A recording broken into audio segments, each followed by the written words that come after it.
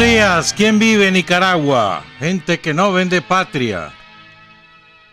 Hoy es viernes 15 de octubre de 2021. Con Carlos José Hurtado y con Luis Enrique Guerrero. Bienvenidos y bienvenidas a Sin Fronteras cuando son las 6 de la mañana con 30 minutos. Sin Fronteras, la revista con William Griggs Vivado en la primerísima 91.7 y 105.3 FM.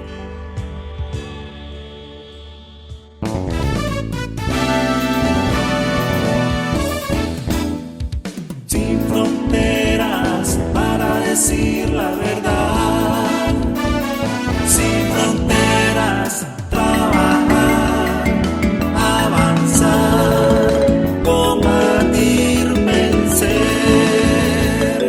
sin fronteras.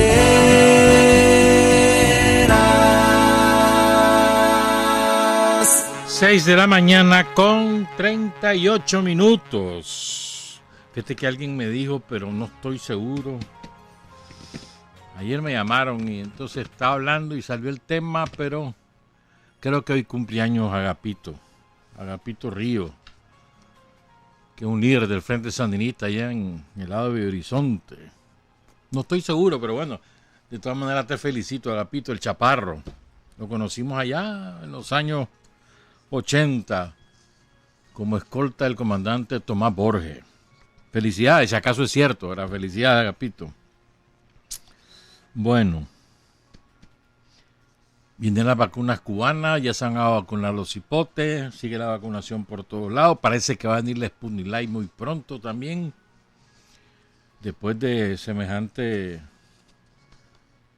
sopapo que nos dio la OMS, que nos dejó colgados de la brocha con la vacuna Pfizer, y tuvimos que pegar carrera y finalmente Honduras nos ayudó prestándonos las 100,000 Pfizer. Vamos a ver.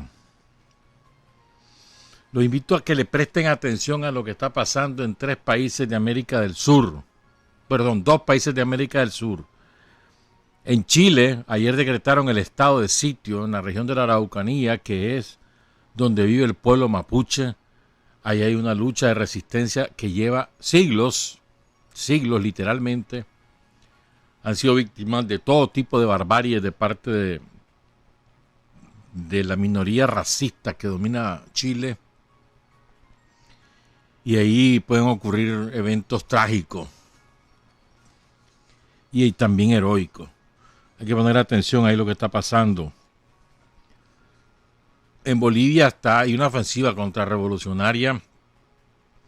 Están queriendo poner contra las cuerdas al gobierno del presidente Lucho Arce, sobre todo desde la minoría racista, totalmente racista y clasista, que encabeza Camacho desde Santa Cruz. Y están artificialmente creando una situación para intentar nuevamente un golpe de Estado. Ayer leía al ex vicepresidente Álvaro García Linera que le sugería al gobierno un menú de opciones, decía él, hay un menú aquí para desalentar esta intentona golpista. Entre otras cosas decía, hay que esculcar ahí los impuestos que paga toda esta gente, que no los pagan además. Pero dio un menú de opciones además. Y la otra situación que hay que ponerle atención es lo que está pasando en Cuba, porque hay otra vez otro intento de aplicar la receta Sharp, y los cubanos que ahora están mucho mejor preparados que hace 3-4 meses no se la van a dejar hacer, pues. 3 situaciones a las que hay que poner atención, en mi opinión, pues: Chile, Bolivia y Cuba. Es muy probable que este domingo tengamos un alza espectacular de los precios del combustible. Y esto tiene que ver con el precio del petróleo a nivel internacional. Te voy a contar algunas cosas. Hoy, por lo menos a las 5 de la mañana, el precio de referencia de nosotros, que es el de Texas, el crudo, los derivados más caros todavía, Está a 82.05. 82 dólares 05 centavos. Eso es el precio más alto de los últimos 8 años. De los últimos 8 años. Nosotros no tenemos petróleo. Traemos el petróleo crudo para refinarlo ahí en la refinería Puma, una parte, y el resto productos terminados. ¿Verdad? Y las petroleras que no renuncian a un margen de ganancia relevante. De manera que aquí estamos a merced de la dictadura de las petroleras. Hace apenas un año el barril de petróleo de Texas valía 40 dólares, ahora está el doble, el doble.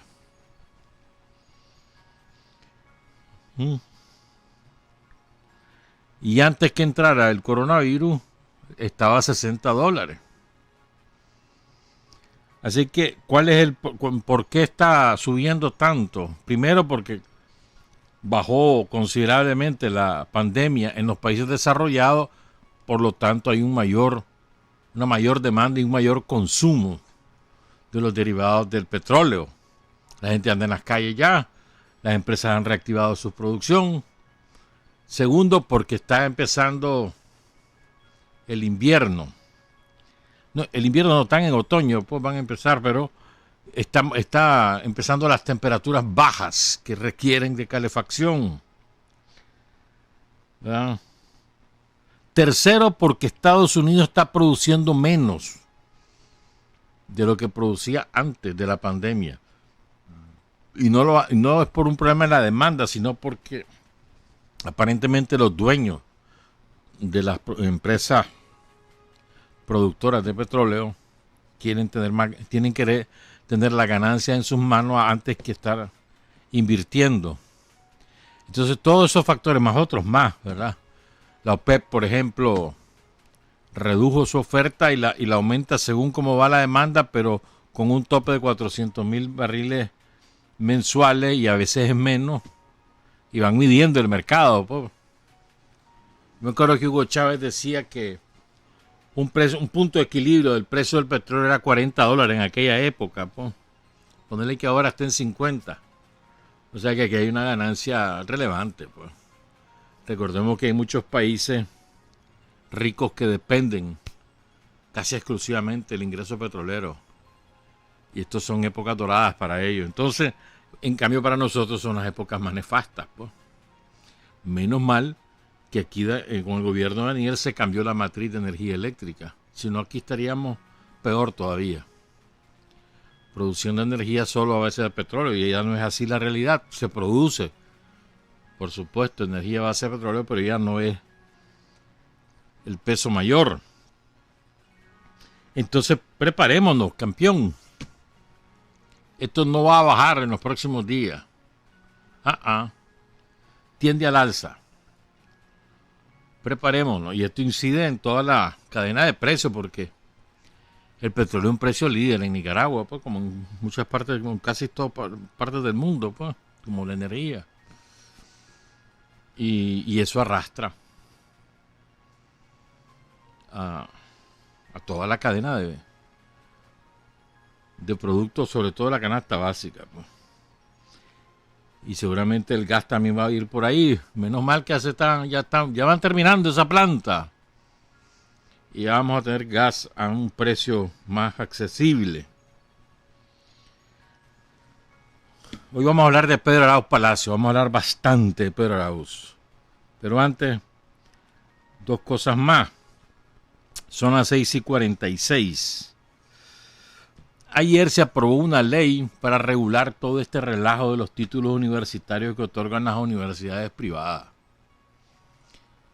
Aunque también abarca las universidades públicas, la verdad es que el problema se llama universidades privadas, donde hay un negocio extraordinario con los pobres chavales, hermano. Salvajada, cómo les han sacado reales en estos 30 años que tienen, poco menos. Como 25 años de existir. Pero es una verdadera salvajada. Yo recuerdo, no voy a decir nombre, pero yo recuerdo que una vez conversé con el rector de una universidad privada en un departamento del país y le pregunté que por qué cobraban tanto por los títulos. ¿Sabe lo que me dijo? Lo que pasa es que ahí nos recuperamos,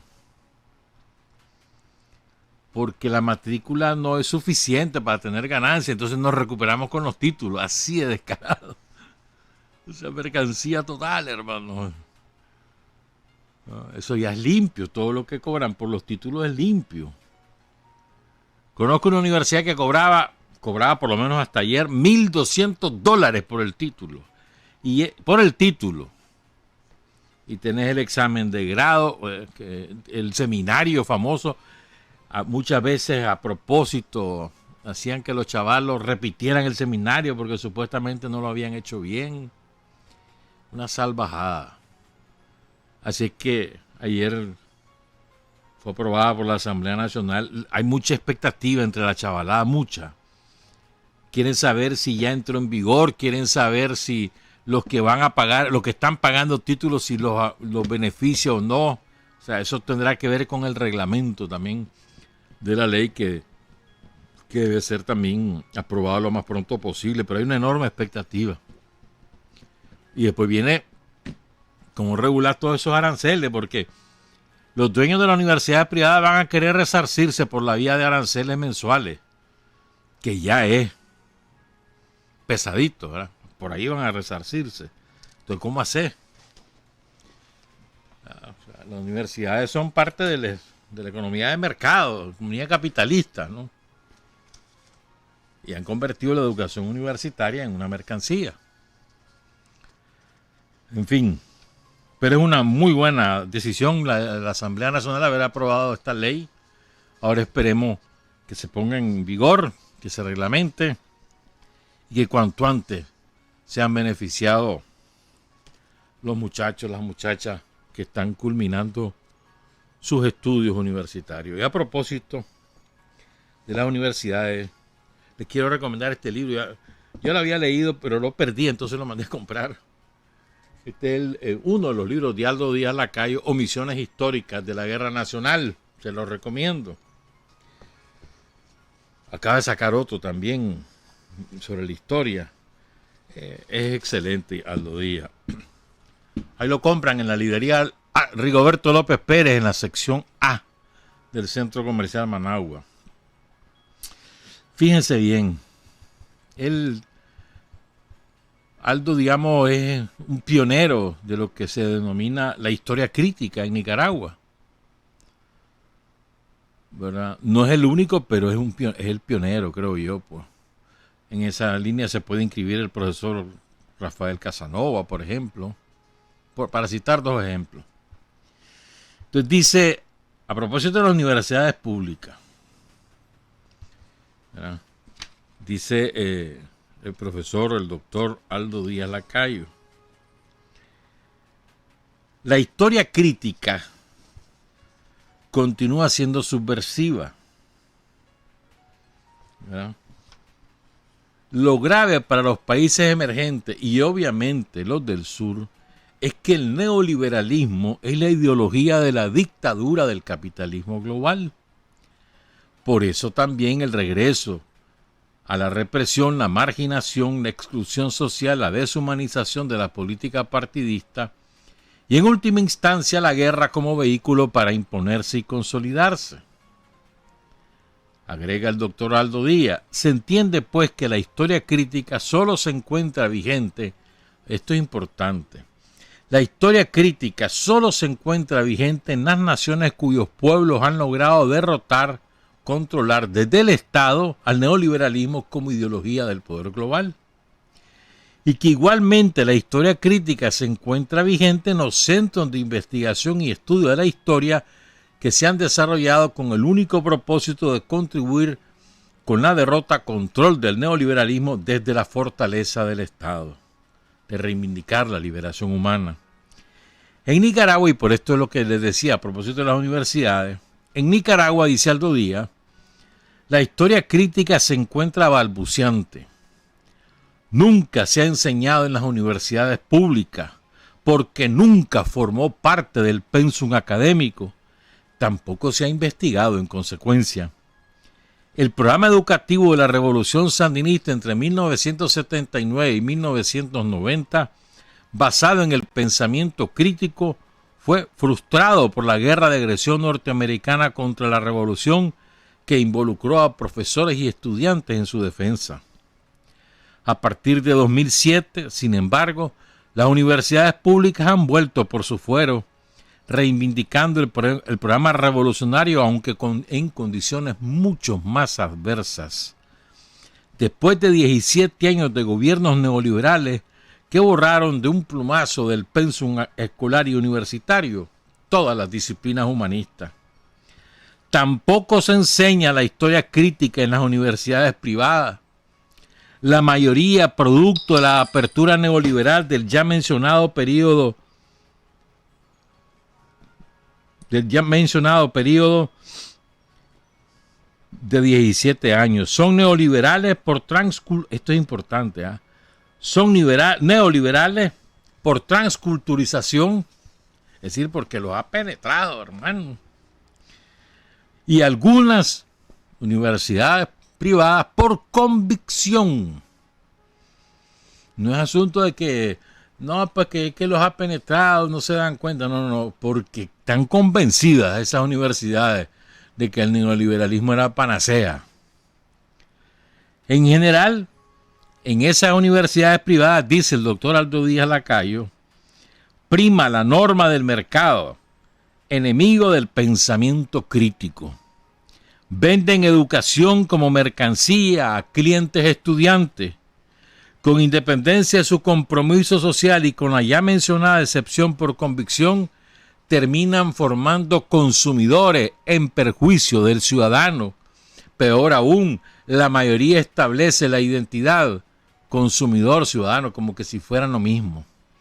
No imparten pues la historia como valor necesario para el desarrollo humano que continúa su curso inexorable, aunque lo nieguen, porque desde la primigenia de cada pueblo-nación la historia recoge y reproduce la identidad nacional que rechaza per se la dominación externa. En otras palabras, en Nicaragua la historia crítica es la excepción y además es tardía. ¿Por qué hablo de esto? Porque nosotros tenemos que aprender de lo que hemos hecho como pueblo, como nación, a lo largo de siglos y siglos de existencia, antes que nos invadieran los españoles y los británicos, y después los yanquis.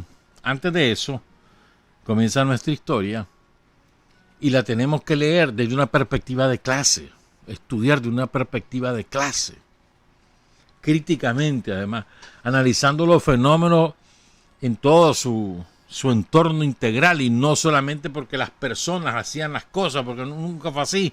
Y es que tal presidente hizo tal y cual cosa, y fulano de tal encabezó la lucha con... No es cierto. Los fenómenos en la historia, eso a partir de Marx lo sabemos, son producto de las masas y de la lucha de clases, y no simplemente de la voluntad de los individuos.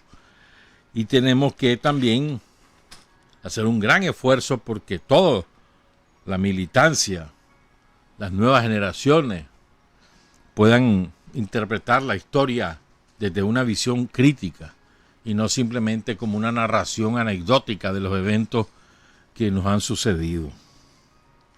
Y en ese afán, hablemos de Pedro Arauz Palacios, que es hablar del Frente Sandinista. Pues no solamente es un héroe de la revolución, sino además es un constructor del Frente Sandinista, con toda y su grises y balance a veces difícil, de una personalidad muy fuerte que tenía Pedro Arauz Federico, pero que es mucho más lo que hizo en pro de la construcción y del sostenimiento de la idea de la revolución, que lo que defectos que se la puedan achacar.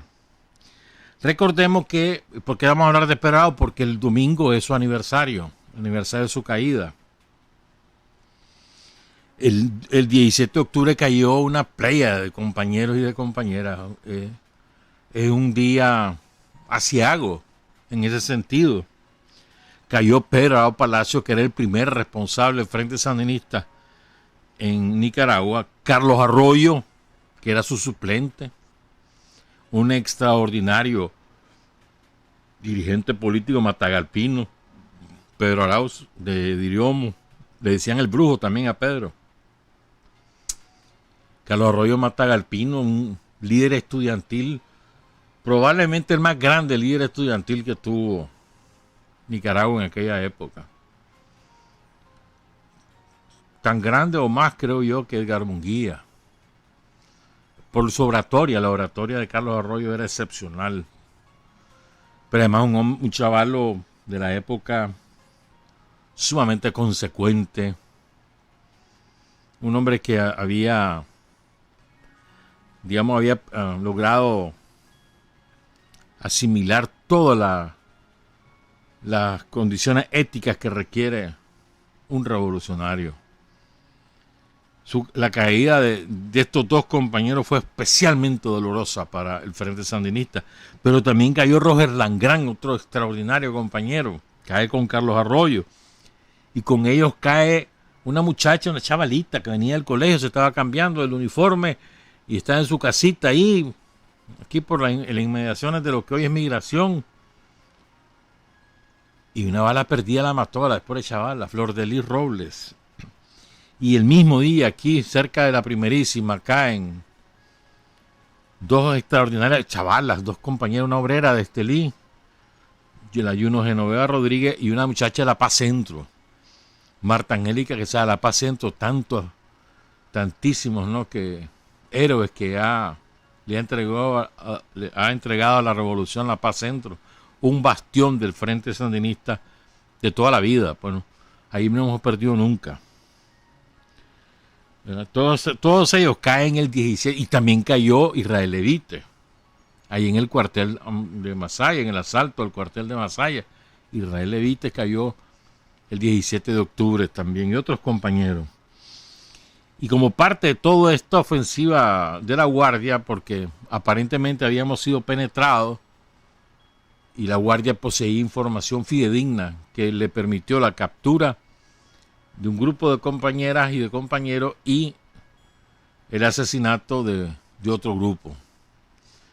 Entonces, la Guardia parece que tenía detectada la red de Managua, ¿verdad?, y localizada la casa de seguridad en Las Mercedes, localizada las casas de seguridad aquí en lo que hoy es el barrio Martaquesá, localizada la casa de seguridad de Pedro Arauz en Los Altos.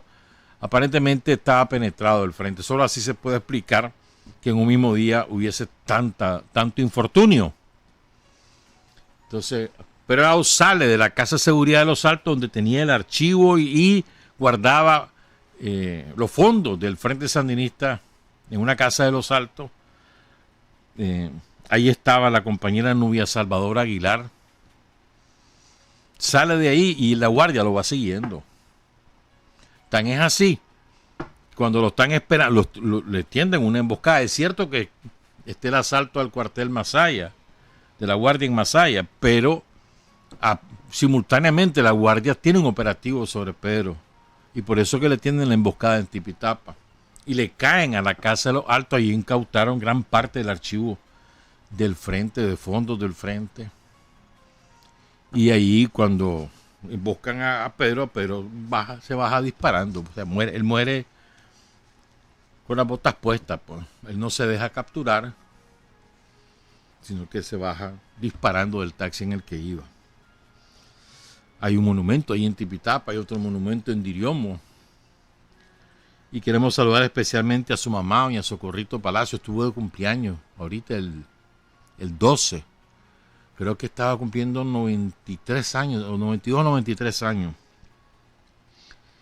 Y también su hermano, el hermano de Pedro Arauz, Jorge Arauz Palacio. Saludamos a su familia allá en Diriomo. Ahí también hay un mausoleo en honor a Pedro Arauz, y una estela aquí en Tipitapa, en el lugar donde cayó. Ahí, aparentemente, en la casa de Los Altos, había una familia de apellido Wong, que aparentemente eran los informantes de la Guardia. Nunca se pudo comprobar esto, pero esa era la conclusión que sacaban los compañeros de la época. Entonces, vamos a hablar bastante de Pedro porque queremos aprovechar para resaltar determinadas cualidades y les vamos a contar algunas cosas que no es que son novedades para hoy. Aquí se dijeron en la radio hace muchos años, les vamos a repetir y describir las características de Pedro Arauz, del temple del que estaba forjado este hombre. Pues. Por ejemplo, Aldo Díaz, a propósito que hablábamos, que leíamos esa partecita de su libro, uno de tantos libros, dice Aldo: un hombre como Pedro Arauz, maestro de la conspiración y de las medidas de seguridad, cayó como un niño frente a la acción de los infiltrados que seguramente estuvieron detrás de su muerte. Es verdad, es verdad. El comandante de la revolución, Carlos Núñez Tey, el querido comandante Roque, dijo lo siguiente sobre Pedro Arauz: el entrañable Federico, uno de los dirigentes más caracterizados de nuestra vanguardia, quien forjó y aportó grandes experiencias en materia organizativa y cuyos enormes esfuerzos fueron factor importante en la estructuración del Frente Sandinista a nivel nacional. Luego, quiero citar este testimonio de Cuxabel Cárdenas. Saludo a Cuxabel, que nos escucha en Costa Rica. Cuxabel fue la jefa de la insurrección final en el departamento de Chinandega. Y Cuxabel conoció muy bien a Pedro Arauz. Dice Cuxabel: quien autoriza ella es de origen hondureño, quien autoriza nuestra entrada al país es Pedro Arauz Palacio. A él lo conocimos en Honduras y vinimos con otra compañera. Luego nos separaron cuando quiebran esa casa de seguridad en la colonia Solotlán. Hay una anécdota muy interesante, pues la Guardia monta un operativo militar muy fuerte en esa colonia. Entonces Pedro Arauz, ahí estaba Cuxabel, en la casa de seguridad de la colonia Solotlán, que queda aquí también, ¿verdad? Ahí por donde es Migración ahora y Neter, en esa zona. O sea, para Los Ángeles, después está con la colonia Solotlán y al lado Octavio Jardín. Entonces dice Cuxabel: entonces Pedro Arauz se disfraza de vendedor de cortes, o sea, de cortes de tela, burlando todo el cerco. Fue una cosa impresionante. Y llega y nos dice: el cerco no es contra ustedes, es contra la casa de enfrente. Saquen todo lo que tienen. Ese fue un momento heroico, de uno de los tantos hechos que demuestran cómo era Pedro, quien en ese momento era uno de los hombres más buscados. Logramos salir por los cauces y nos dispersamos en varias casas de seguridad. Y aquí dice algo más Cuxabel, que lo quiero recordar porque es de quien habla. Pues. En esas casas, dice Cuxabel, conocí a Juan de Dios Muñoz, quien venía completamente herido. Hicimos un operativo militar en una clínica para que lo operara un doctor. Oigan esto, porque él había perdido el ojo. Recuerdan que lo hemos contado varias veces. Cuando lo embosca, él iba con Rosa Argentina Ortiz, entre otros compañeros. La guardia le mete un tiro en el ojo. Y ese hombre con ese ojo así, herido, sangrante, jamás se rindió, siguió adelante. Y era el que empujaba a los demás compañeros. No se rindan, vámonos, adelante, adelante, no, güey. Hasta que lograron salir. Lo sacaron a Managua y después a Honduras. Pero oigan esto, pues. Dice: hicimos un operativo militar, dice Cuxabel, en una clínica para que lo operara un doctor porque había perdido un ojo. Él venía grave y el doctor era groserísimo, sin corazón. Lo odié por la forma en que trató a Juan de Dios. Cuxabel, danos el nombre de ese doctor, hombre. Hay que decirlo, el nombre. Imagínate vos, un hombre que ya sangrante, con ese ojo salido, y así lo trata, pues, con grosería, sin corazón. Ahora les voy a dar otro testimonio. Voy a comenzar con este otro testimonio. siempre hablando de Pedro Arauz. Este tío Omar Cabeza, en su libro, ¿verdad? La montaña es algo más que una inmensa estepa verde, y en la segunda parte también habla de él. Dice Omar: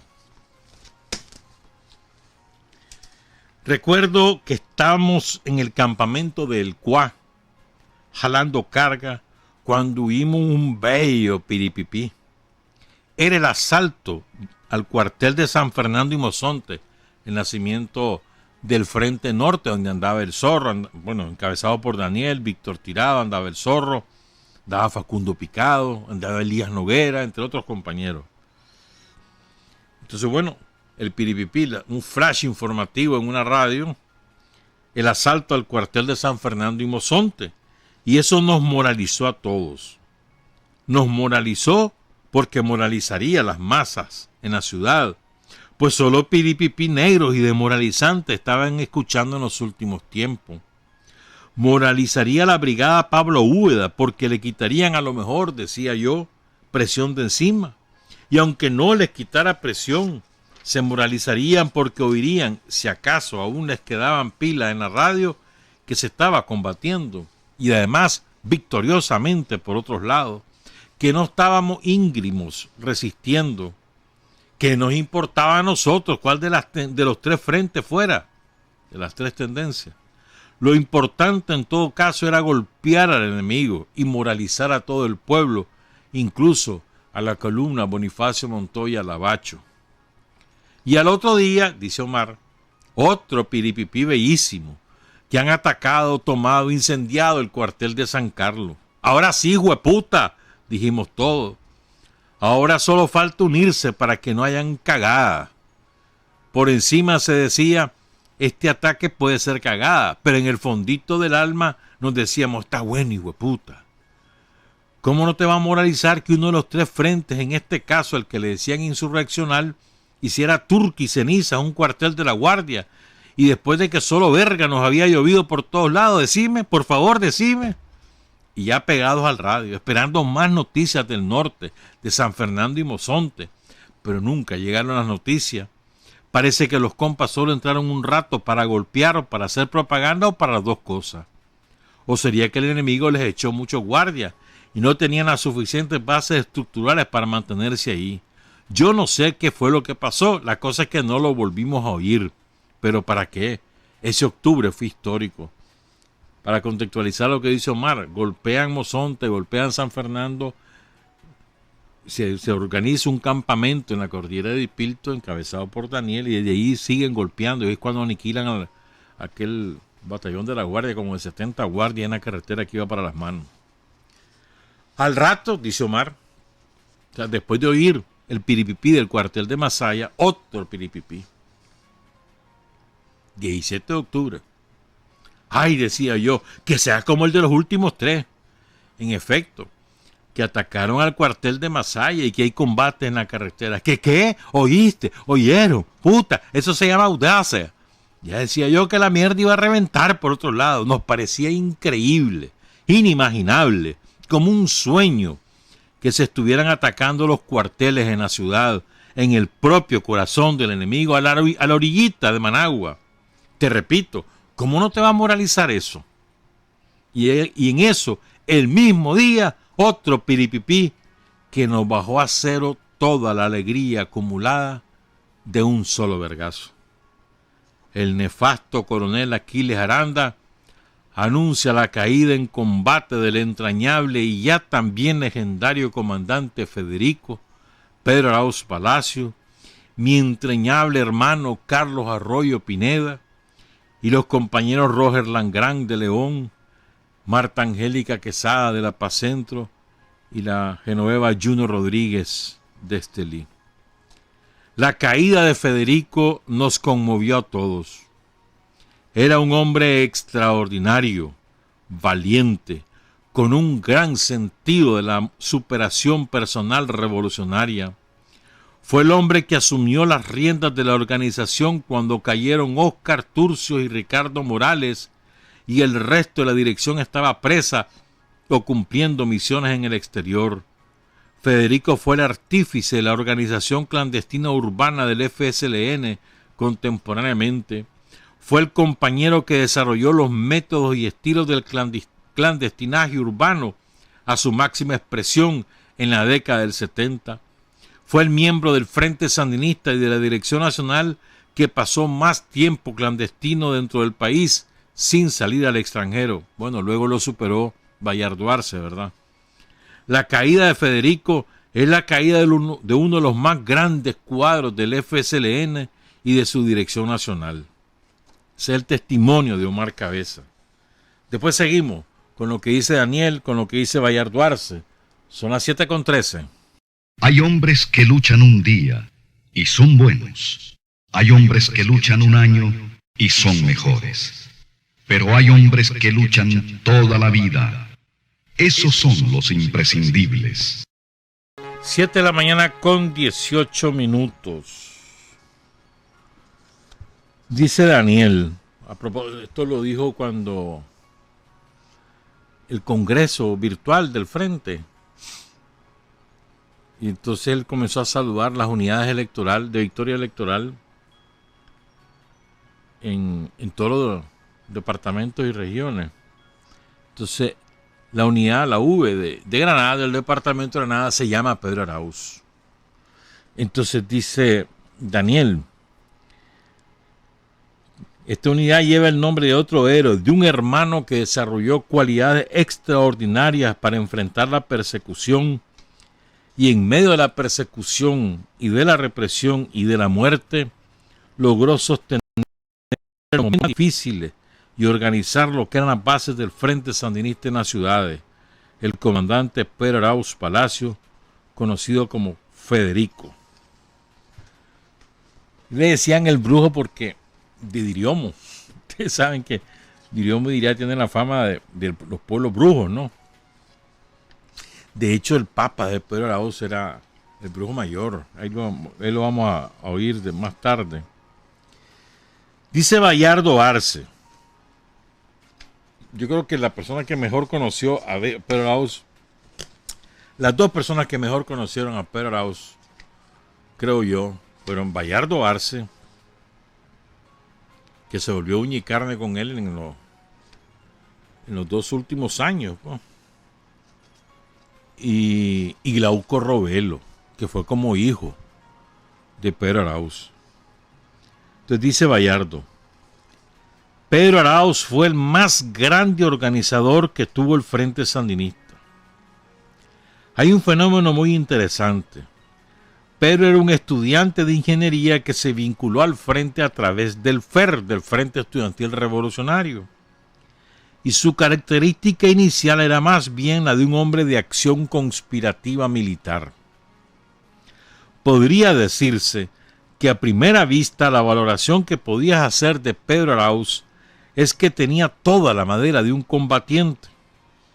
Sin embargo, dice Bayardo, yo fui descubriendo en él una característica valiosa, que es la cualidad del aprendizaje.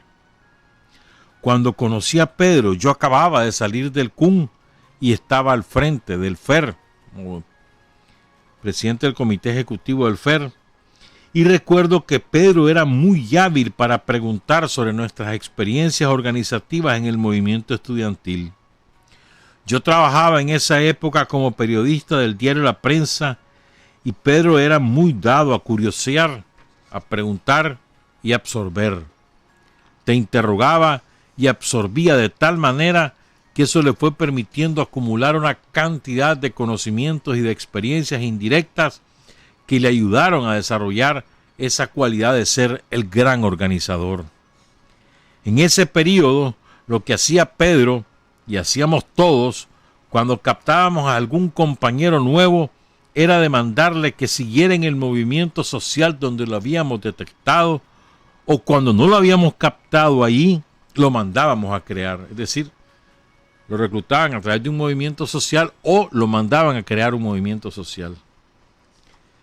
Y fue precisamente así que nacieron las organizaciones intermedias como la Asociación de Estudiantes de Secundaria, el Movimiento Estudiantil de Secundaria, el Movimiento Cristiano Revolucionario, la Asociación de Trabajadores del Campo, entre otras muchas, ¿no? los comités de defensa civil. De modo, dice Bayardo, que en el año 1973, cuando cae Óscar Turcio, que estaba al frente de la organización junto con Ricardo Morales, ese proceso le permitió a él comprender y conducir el mando de la organización en el país. Toda esa experiencia le permite a Pedro seguir conduciendo ese proceso de acumulación de fuerzas en silencio hasta que rompimos ese período con la toma de la casa de José María Chema Castillo en diciembre de 1974. Pedro Arauz era súper desconfiado, gran organizador, lo cual le permitió sobrevivir un buen tiempo en la ciudad, pues Pedro estaba quemado aquí en la ciudad. Para mí, dice Bayardo Arce, Federico Pedro Arauz Palacio es el padre de la organización del Frente Sandinista. Así de bravo era Pedro Arauz, hermano. Y ahora les voy a leer algunas cosas que retratan la manera de ser de Pedro Arauz. Recordemos que él nace el 6 de septiembre de 1949 en Diriomo, ¿verdad? Hijo de Augusto Arauz Miranda y de Socorro Palacio López. Doña Socorro, como decíamos, cumplió años ahorita, el 12 de octubre. Se bachillera Pedro Arauz en el INO, en el Instituto Nacional de Oriente. Y se viene a estudiar a Managua Ingeniería Civil, ¿verdad? Aquí él ingresa al FER. Estamos hablando del año más o menos 66, 67. Rápidamente, Pedro Arauz, por sus características, o sea, era un líder nato, entonces rápidamente lo ponen como parte de la coordinación del FER, como secretario de Relaciones Obreras. En el 68 ya él está trabajando con el Frente, ¿verdad? Y su trabajo era básicamente el servir como de enlace con Julio Buitrago. Cae Julio Buitrago el 15 de julio, que era el jefe de la resistencia urbana, y entonces a él lo mandan a León, a Pedro Arauz. Ya Pedro ya tiene el seudónimo de Federico y ahí ya se pasa al frente, deja de trabajar con el FER y se pasa al frente. Y se lleva a varios compañeros que al caer Julio Buitrago, caer una serie de compañeros que caen presos, queda mucha gente desconectada y en peligro sus vidas, entonces se lleva a algunos de ellos a León. Y ahí se encarga de León. Pedro Arauz es el que comienza, en su época es que se comienza con el trabajo en las comunidades, en los barrios de la ciudad de León. Se apoya en los estudiantes de medicina y en los estudiantes de derecho principalmente para hacer trabajo social y a partir del trabajo social ir reclutando militantes. Y también, ¿verdad? Con Pedro Arauz es que se inicia el trabajo ahí en Sutiaba, la comunidad indígena de Sutiaba. Bueno, sigo. Estoy recordando algunos aspectos básicos. Pues. Después él sale para Cuba primero, bueno, participa en varias acciones espectaculares, secuestros de aviones y demás. Sale a Cuba, después lo mandan a Palestina, en Palestina se entrenan y sale a Palestina porque en Cuba había tomado la decisión de dejar de entrenar a los sandinistas porque no le veía futuro y porque había habido mal comportamiento de algunos compañeros. Entonces ya a nadie lo corren pues de Cuba, pero se quedan sin escuela. Entonces hacen el contacto con la Organización para la Liberación de Palestina, Carlos Fonseca, y van a Palestina. Entre ellos va Pedro y va el Ronco también, ¿verdad? Van otros compañeros. Ahí es cuando se recluta un contingente muy importante, de más de 20, 25 compañeros. Leticia Herrera, por ejemplo, René Viva, Francisco Rosales, Jacobo Marco Frech, Enrique Schmidt, entre otros compañeros. Después regresa, está primer responsable está Oscar Turcio, el ronco, segundo está Ricardo, después estaba él. Cuando caen Ricardo y Oscar Turcio, el relevo natural es Pedro Arauz por el conocimiento que tiene de las estructuras y por el desarrollo de su actividad conspirativa como cuadro político. Y entonces él se apoya en Bayardo Bárcena. De hecho, la estrategia de acumulación de fuerzas en silencio es una obra colectiva, básicamente de Oscar Turcio, Ricardo Morales, Pedro Arauz Palacio y Bayardo Bárcena. La concepción incluso de las organizaciones intermedias de Bayardo, en finales de los años 60. Es decir, es muy importante, ese era el núcleo fundamental que prepara esa estrategia y que fue exitosa, pues. O sea, acumular la fuerza en silencio, es decir, dejar de hacer operativos para ir reclutando gente, vinculándose con distintos sectores, red de casas de seguridad, apoyo logístico a la guerrilla que estaba en la montaña y en las ciudades, ir nutriendo esa columna guerrillera y después pegar el golpe, que lo preparan desde agosto más o menos del 74, un poco antes quizá. El preparador militar de ese comando fue Tomás, Germán Pomares, etc. Y ahí estaba un nutrido grupo de compañeros, pues, y se sale de la acumulación de fuerzas en silencio y pues viene la feroz represión de 75, 76, 77, cae Carlos Fonseca, empieza la división en el frente. A Peraló se le achacaba que su manera de ser era muy impositiva y que eso provocaba resentimiento, ¿verdad? Ese tipo de cosas, y había contradicciones entre los compañeros, pues había contradicciones naturales que la imponía una lucha tan dura como la lucha clandestina y también en circunstancias tan adversas como las que existían en aquella época. A veces se nos olvida que una cosa es estudiar a la luz de los eventos de ahora o de las circunstancias actuales, los eventos que ocurrieron entonces, y entonces salir y criticar y decir esto y otra cosa es colocarse en los zapatos de estos compañeros que muchas veces estaban sin un centavo en la bolsa para nada, ni para comer, ni para movilizarse, ni para nada, con la guardia tuto por todos lados, quemado, sin nadie que te acogiera en una casa, y en esas circunstancias pues había de todo. Entonces yo decía que en mi opinión Bayardo Arce es el que más conoce a Pedro Arauz como dirigente, ¿verdad?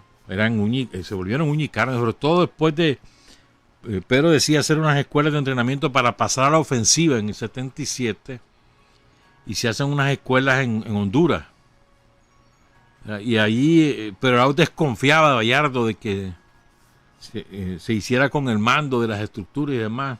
Entonces cuando regresa Pedro Arauz se hace una autocrítica y le dice: mira, yo desconfiaba de vos, por ahora entiendo que vos sos otra cosa, pues, porque Bayardo le presentó un informe de todo lo que había hecho, y se vuelven ahí, a partir de ahí, uña y carne, ¿verdad? Entonces el otro compañero que lo conoció, pero más desde una perspectiva de subordinado y personal, es Glauco Rovelo, el general Glauco Rovelo, general en retiro. Por cierto, hoy es el día del Ministerio de Gobernación oficialmente. Saludos a todos los compañeros, a Luis Caña, al comisionado Ramírez, a María Amelia Coronel, a todos los compañeros, hasta al comandante Landero de los bomberos, a todos los compañeros que integran y las compañeras que integran el Ministerio de Gobernación, la Dirección de Migración y Extranjería, el sistema penitenciario, los bomberos, todo lo que integra el Ministerio de Gobernación. Y es su día. Y hoy es el día también de la inteligencia y contrainteligencia del Ejército. Saludos al general Leonel Gutiérrez, saludos especiales, y a los demás compañeros, ya saben a quiénes me refiero. Bueno, entonces el otro compañero es Glauco Rovelo. Voy a contarles a leerles parte de su testimonio, dicho aquí en la radio hace muchísimos años. Entonces primero vamos a contar un poquito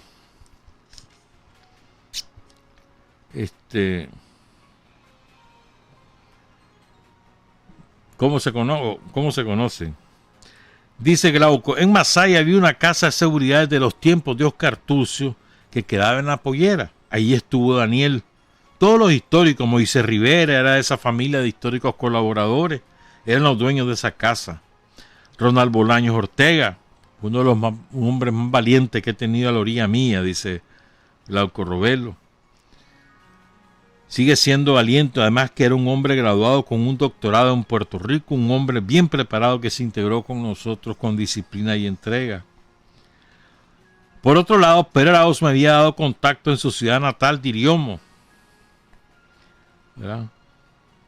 Allí había un médico donde se curaba la mayor parte de los guerrilleros que no se podían llevar a León.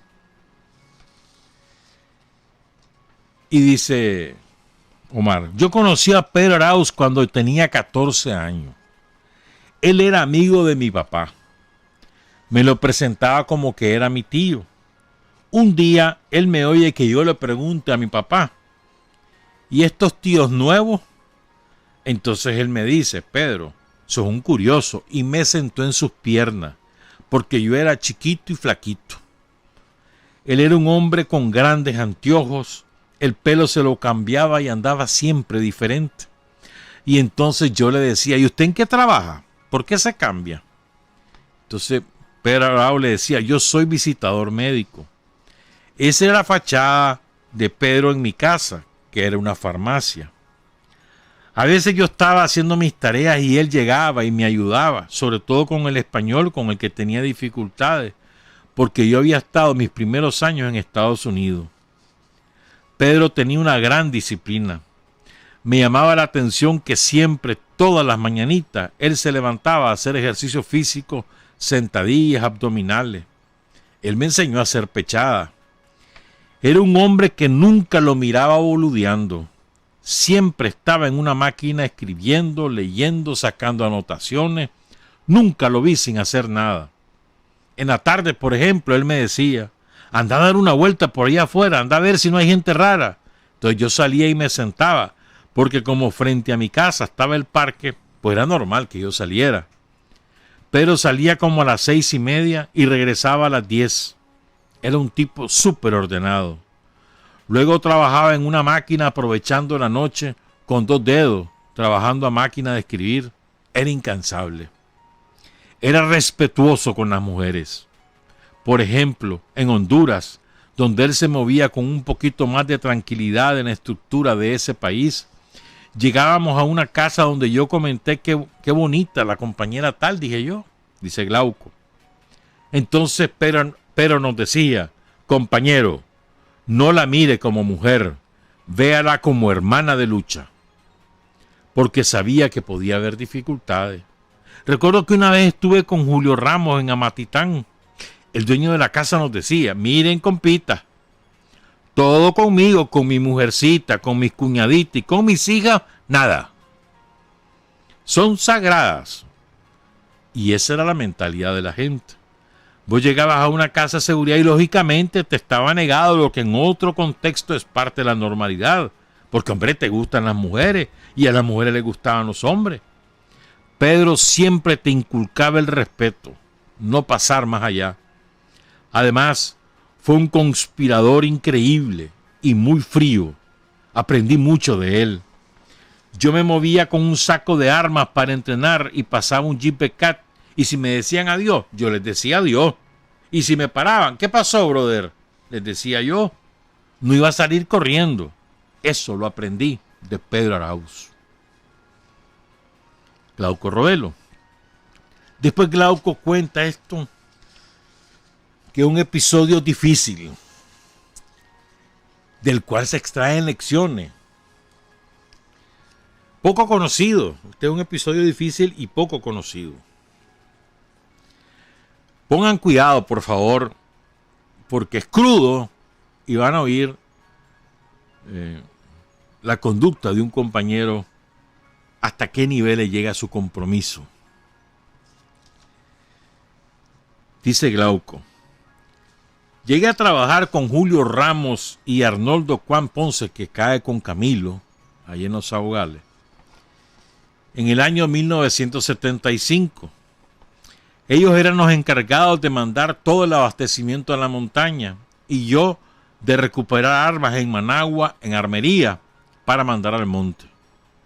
Pero Arnoldo tenía problemas de asma, era como medio desnutrido.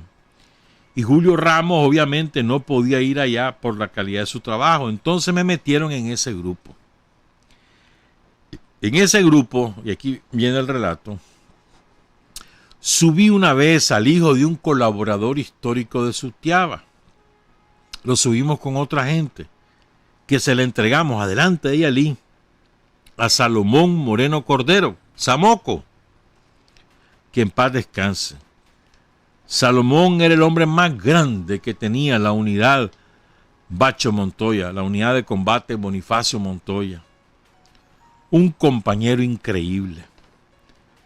Creo que fue un error que cometió Pedro conmigo, porque él cuidaba mucho de que no me conocieran, ya que como legal yo podía hacer 1000 cosas. Y pasó el tiempo. Como a los 6 meses, este hombre al que yo subí a la montaña, hijo de un colaborador histórico del frente en Sutiaba, a los 6 meses se desertó de la montaña y comenzó a entregar gente, a señalar casa, y señaló donde yo vivía. Me salvé por un pelito de que me capturaran. Después supe que lo fusilaron en el Puente de la Leona. Fue el único comunicado público en la historia del frente que se informa de un fusilamiento. Y luego regañaron a los encargados de fusilarlo porque lo dejaron sin camisa y se dijo que eso no era un tratamiento correcto. Y aquí viene lo de mayor fuerza. El papá del traidor, colaborador histórico del frente, originario de Sutiaba, el papá participó en el fusilamiento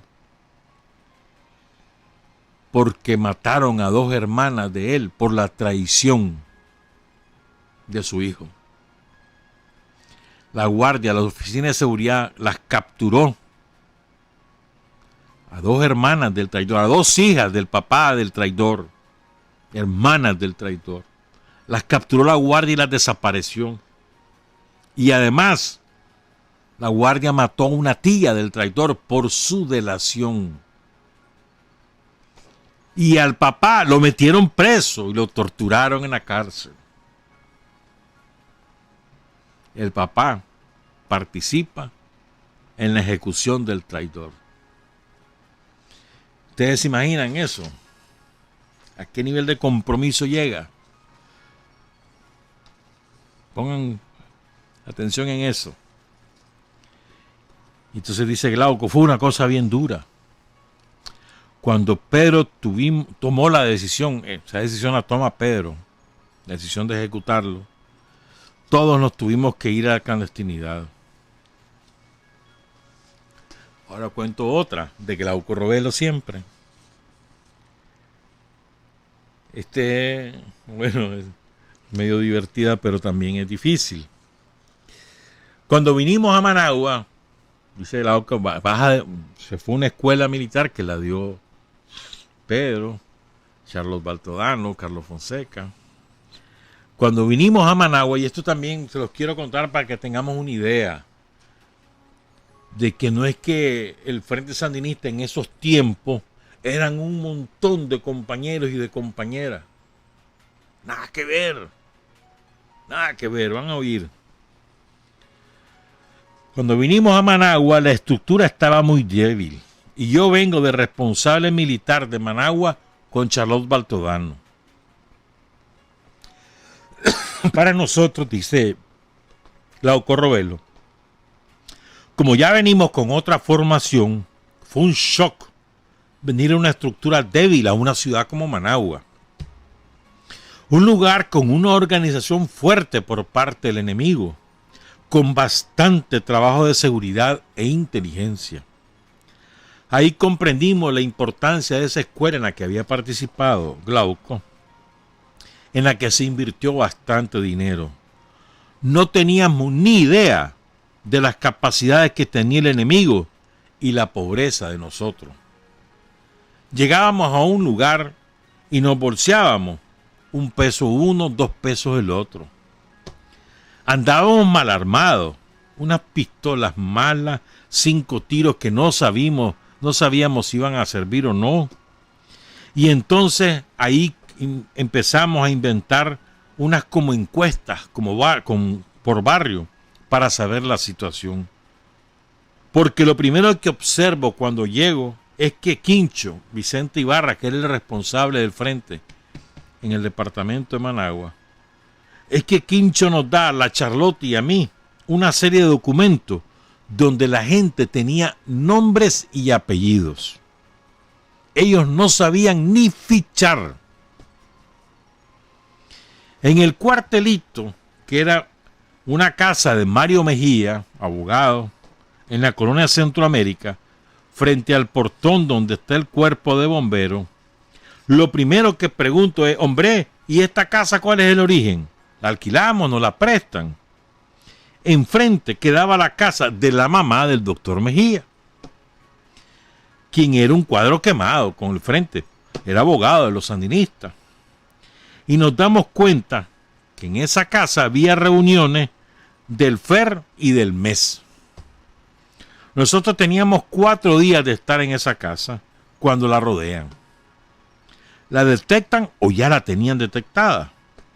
Suerte que en la noche que llegamos, como yo no conozco el terreno, no digo nada, pero me quedo a la orilla de la puerta, entre despierto y dormido. Nosotros aprendimos en la misma escuela que en la ciudad hay que turnarse a hacer posta. Allá donde estábamos, y ya era como una norma de cada cuartel sandinista, donde estábamos 2, vos te sacrificabas un rato y otro rato, para que no nos agarraran dormidos. Entonces, en la mañana hice un rol de posta y los metí a todos. A Margín Gutiérrez la pongo de posta y comienza a pasar un carro Nova sin placa y señalando la casa.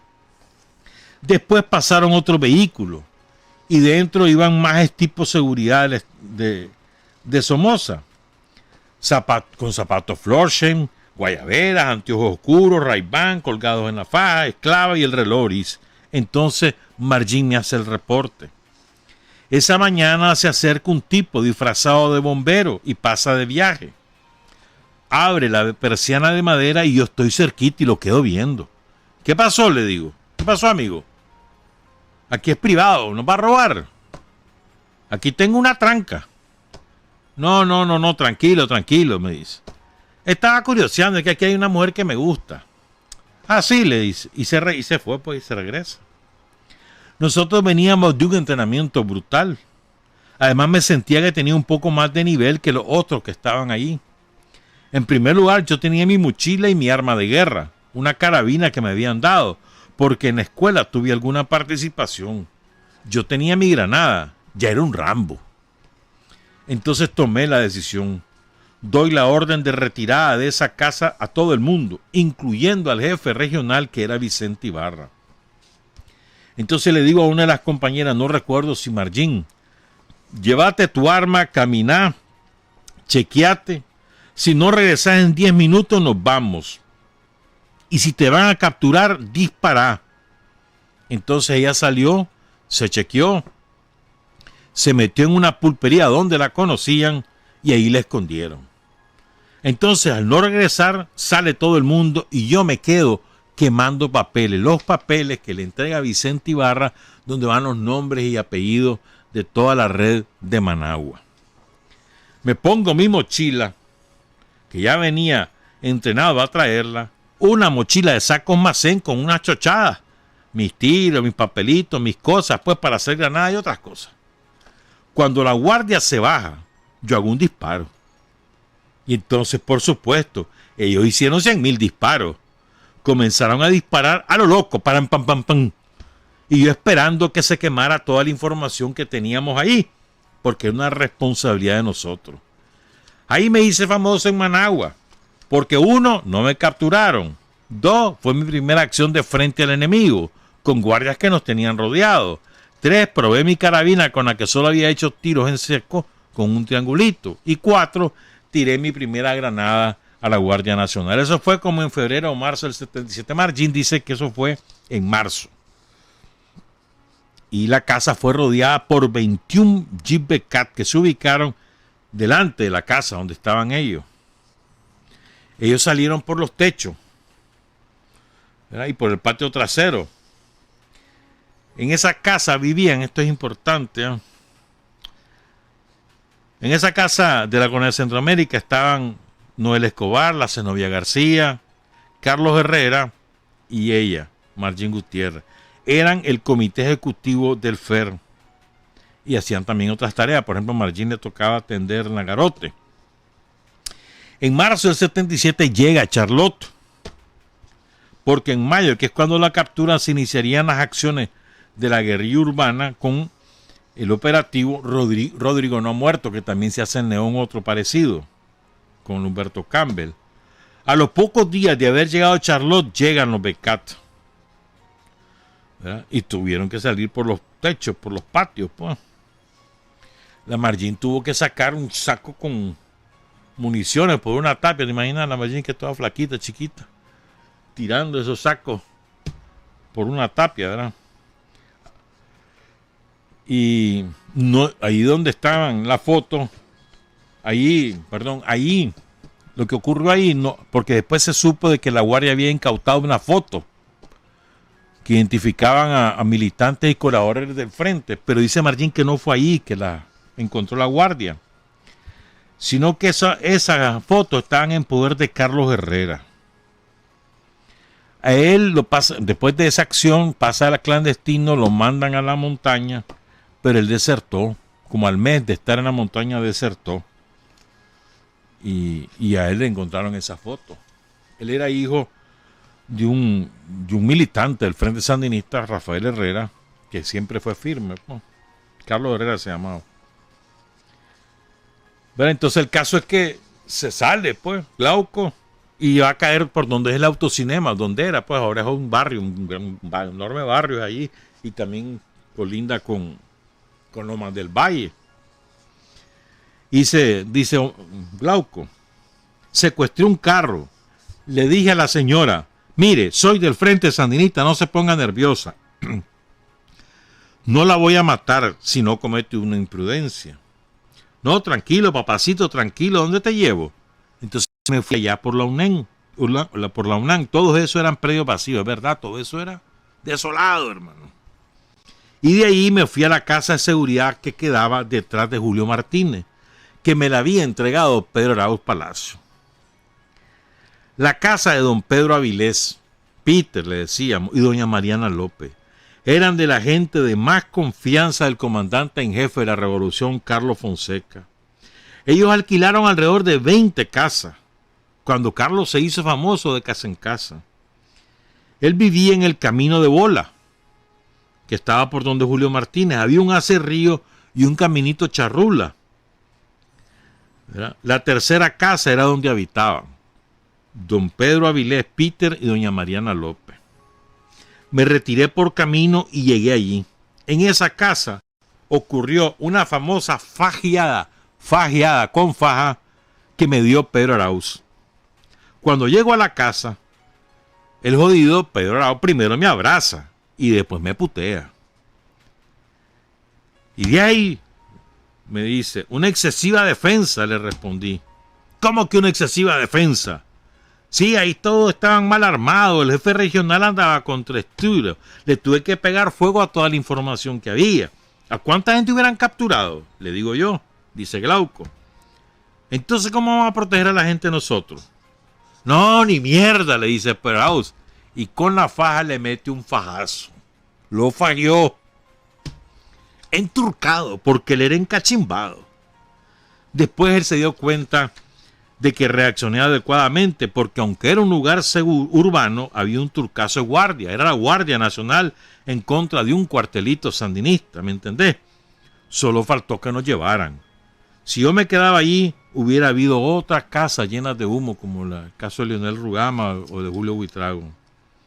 Entonces nos dice a mí y a todos los que estuvieron allí, hay que hacer el informito con lujo de detalle, le dice Pedro Arauz a Glauco Robelo. En la sesión de crítica y autocrítica se miraron todos los problemas, la falta de entrenamiento y de aplicación de las medidas de seguridad. Otra característica de Pedro Arauz. Tuve que contar todo el cuento para que lo entendieran por qué fajiaron a Glauco Robelo. Sigo. Ahora Glauco cuenta el impacto de la caída de Pedro Arauz. Dice que el 17 de octubre de 1977 a él lo mandaron a León en la tarde. Lo llevan a una casa con una pulpería en Sutiaba. Y ahí se encuentra Glauco con Humberto Campbell. Y me alegro, dice. Yo todavía andaba convaleciendo de un tiro accidental en la rodilla. Y la pantorrilla me había quedado delgada. En esa casa, con Humberto, escuchamos la noticia de la muerte de Pedro. Bueno, mira, yo lloré como muchachito. Se me pasaron tantas cosas por la mente. Recordé cuando me decía 112. Con un arma y una granada es difícil, hay que cuidarse mucho y hay que cuidar a los hermanos, colaboradores, la vida misma de uno. Él siempre me hablaba como un hermano, como un guía, dándome orientaciones, pero de la forma más tranquila. Así como era de encachimbado, también era un hombre de mucha visión. Murió joven, con mucha responsabilidad. Le agradezco que me diera el privilegio de conocer al comandante Carlos, de tener la confianza de pedirme que lo fuera a recoger y llevarlo a la casa de Marcos Somarriba en Bello Horizonte. Entonces, estuve haciendo guardia mientras ellos hablaban. Yo ni lo reconocí, porque llegó con unos dientes que lo hacían ver con una gran guayaba y sin anteojos. Me impresionó mucho. Y después me hicieron irlo a dejar a una parada de buses. Ahí estaba Gloria Campos Traño. Saludo a Gloria Campos, que caminaba con él. Pedro confió en mí y me agarró chiquito a formarme. Entonces fue como mi padre en lo que fue todo mi proceso. Él me hizo instructor y le di entrenamiento a una serie de cuadros revolucionarios. Era un compañero extraordinario, un hombre firme. Pedro Arauz Palacio. Hay una entrevista que dio Pedro Arauz a un diario de Honduras. Yo no la he podido recuperar. Yo la recuerdo porque me tocó publicarla en aquellos años, rescatarla. Ahí es donde Pedro dice, en esa entrevista, la política de la verdad es la política de la revolución, en esa entrevista. Pero nunca la he podido recuperar. Solo leo algunas cositas más de su famoso escrito. Son las 7:55. Ya vamos con el MEFCA. De su famoso escrito de Pedro que se llama ¿Qué es el sandinista? El sandinista es aquel que no vacila y tiene fe en el triunfo final, que fundamenta su firmeza en lo inexorable de nuestra revolución, que tiene fe en el triunfo revolucionario y que está seguro de que las fuerzas del pueblo y del FSLN van a lograr su victoria final.